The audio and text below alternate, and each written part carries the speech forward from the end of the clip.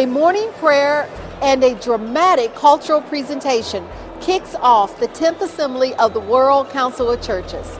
I am Angelique Walker-Smith, and this is Madang Live.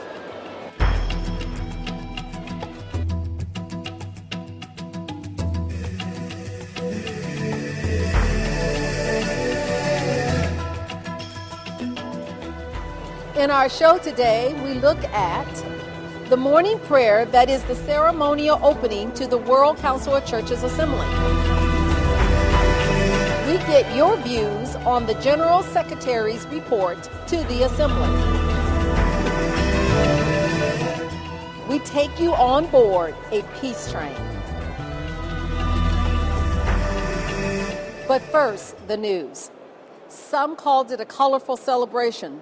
Others thought there was a tangible sense of unity.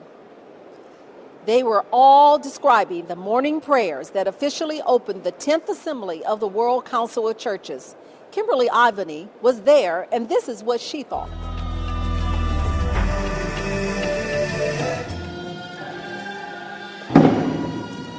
A sacred procession down a snaking green carpet, framed by thousands of people from all over the world. The World Council of Churches Assembly has begun. The Assembly's first event starts off on a high note here in the Bexco Center.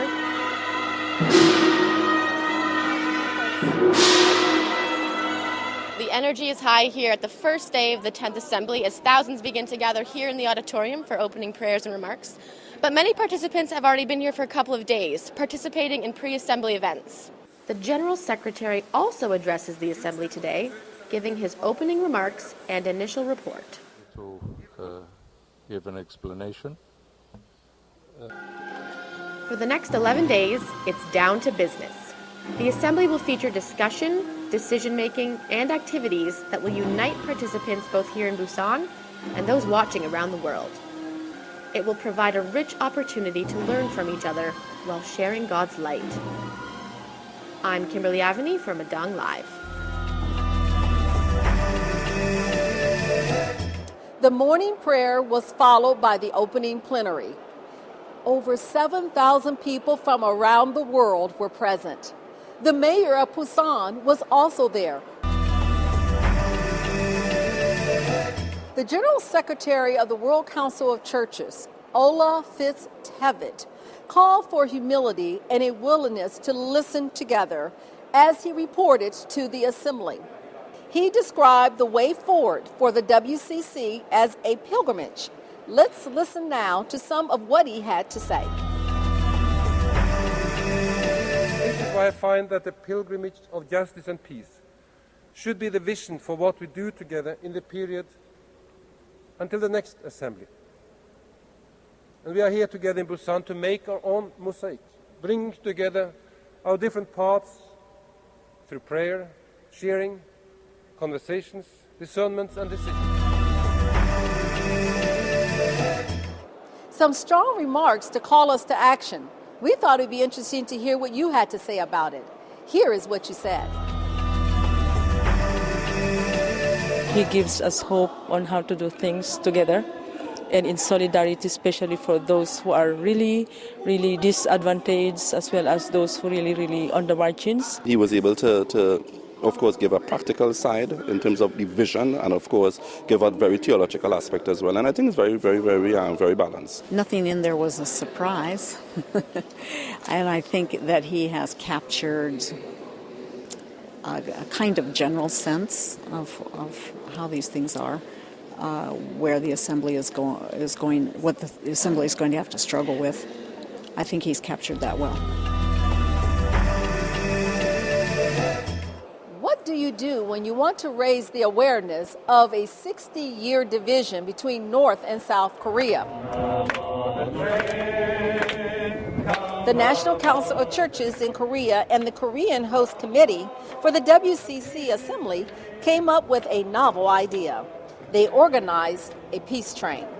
The train started its journey in Berlin, Germany, and traveled through Russia and China all the way to Busan in the south of Korea, where it arrived on the 30th of October. 130 people from around the world traveled on the train, and it even made a stop at the North Korean border. In the future, we would like to carry out the more interesting, exciting program like the peace train.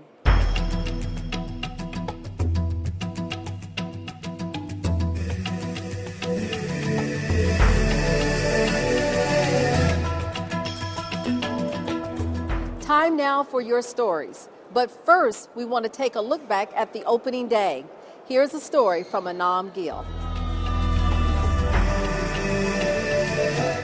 We were greeted with a plethora of enthusiasm at the World Council of Churches 10th Assembly. It was really a treat in the morning. The grandeur of the morning opening worship inspired and touched many people gathered under the worship hall.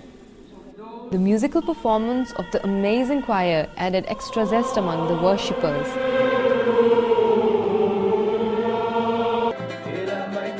It was fascinating to see a beautiful dance performance by the Pacific delegation inside Madang Hall. We are representing the Pacific, the whole Pacific. We're here to entertain for the WCC, World Conference Churches. The hall has exhibits from numerous countries. Inside the doors of Pexco Hall, the vitality and enthusiasm of participants has set the space alive and breathing with a lot in store for the coming days. I'm Anam Gill reporting for Madang Live.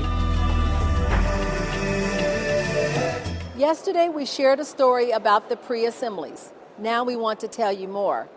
Who are the people and what makes it happen? Kimberly Ivany has more to share about this. A delicious gathering on a Monday morning. The General Secretary for the World Council of Churches is on stage to cut a cake for a special anniversary.